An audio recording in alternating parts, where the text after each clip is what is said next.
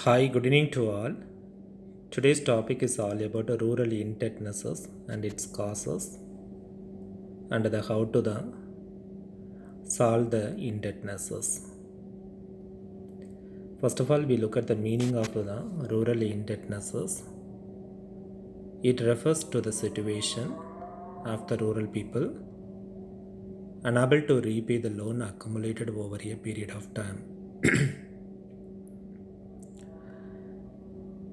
Rural indebtedness is it's a kind of a situation of rural people.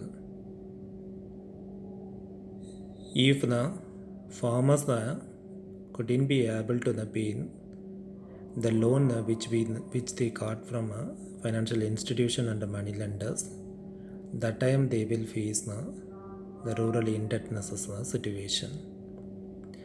Further, they have to seek loans both for productive as well as unproductive purposes.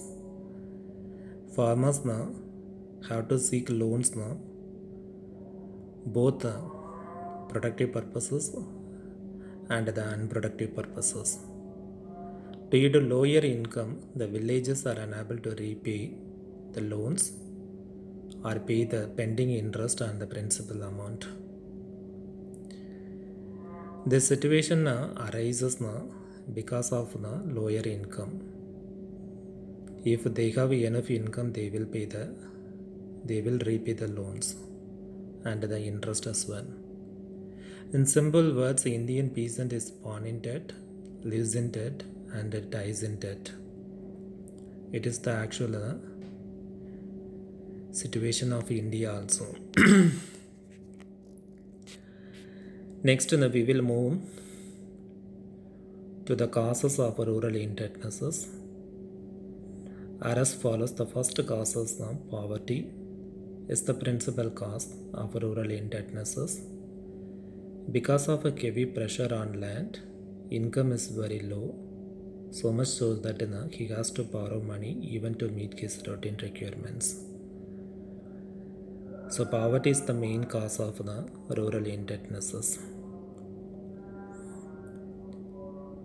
Even they don't meet their routine requirements,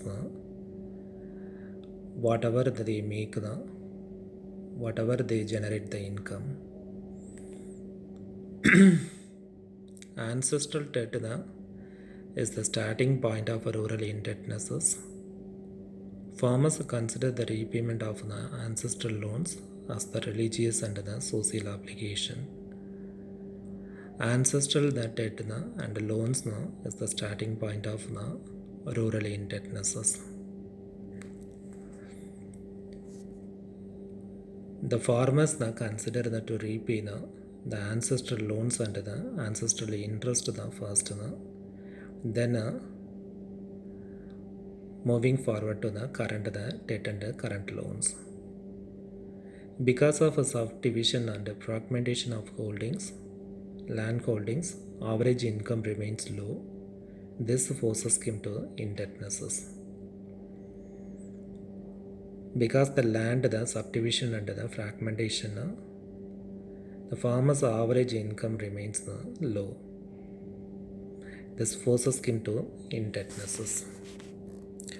Frequent failure of monsoon is a curse to the farmers, and farmers find it difficult to identify good years to repay their debts.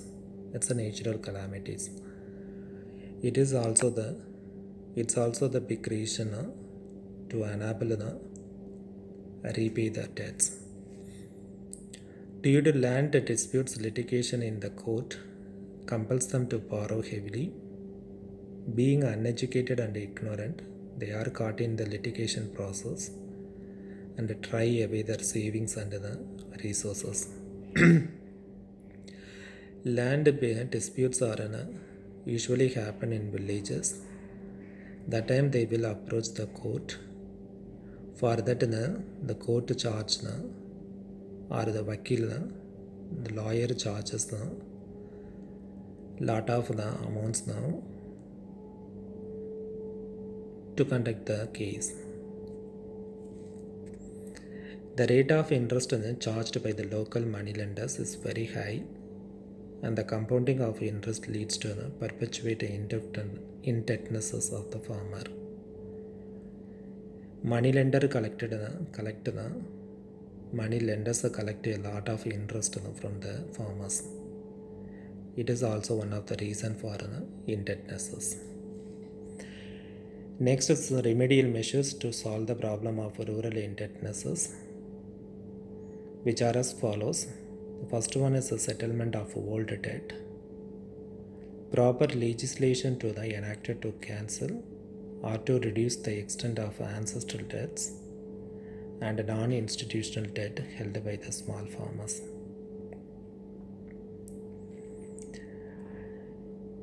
We have to the government has to take the proper legislation to cancel or to reduce the ancestral debts and the non-institutional debt of the farmers.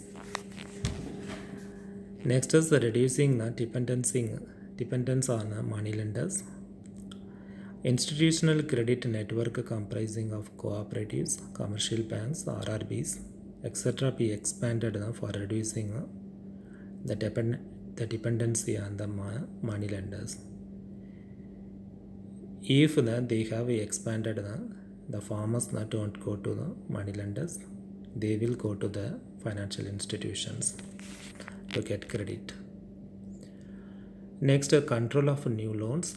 Proper steps must be taken in such a way so that farmers don't resort to borrowing for non-productive purposes. Thus, unproductive loans for the celebration of marriages and births should be completely avoided.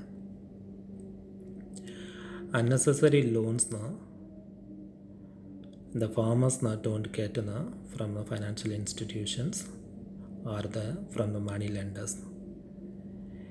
Unproductive loans means except the agriculture loans.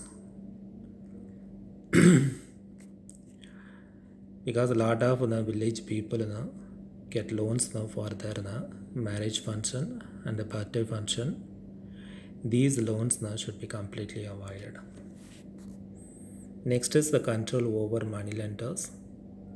Governments have passed different acts to make it mandatory on the part of money lenders to obtain license for the money lending operations, and also have to maintain proper accounts, and also to have a control over the rate of interest charged by them. Government have to take enough measures to control the money lenders. They provide they have imposed the procedure as they to obtain license for the money lending operations, and the money lenders have to maintain proper accounts, and the rate of interest should be fixed by money lenders. These procedures followed by money lenders, such acts have to be enacted. Next is the checking transfer of land. By checking as a result of non-payment of loan by the farmers, the government has already enacted various laws for protecting the farmers' interest. This is sometimes the farmers that don't know what new laws imposed by the government to prevent them, to protect them. Next is encouraging the savings. Farmers should also be encouraged to adopt a saving habit in a routine manner. The cooperative societies can also play an important role in this regard. Proper legislation has been enacted to prevent the sale of land by the farmers to the money lenders. We need to encourage the saving habits among the rural people. Cooperative societies act as a good role in the savings of the rural people. As well as proper legislation have been enacted to purchase the lands to moneylenders, to sell the lands to the moneylenders. Next is other remedial measures. It includes development of rural banks, RRBs, microfinance, self-help groups, cooperative banks, crop loan schemes, lead bank schemes, mudra, skill development programs, and so on. These institutions are very helpful to control the indebtednesses. Next, various schemes. This is Farm Loan Weaver Scheme 2008, Agricultural and the Rural Debt Relief Scheme 1992-1991, Comprehensive Crop Insurance Scheme 1985, Kisan Credit Card Schemes 1998, National Farmers Commission 2004, and various rural employment schemes like MGNREGA for economic upliftment of the rural poor, and landless laborers focus on remedy to rural indebtedness. Through these schemes, rural people and the landless laborers approaches these institutions to reduce their indebtedness. Thank you. We will see you again with another session. Until then, stay tuned, stay blessed. Bye.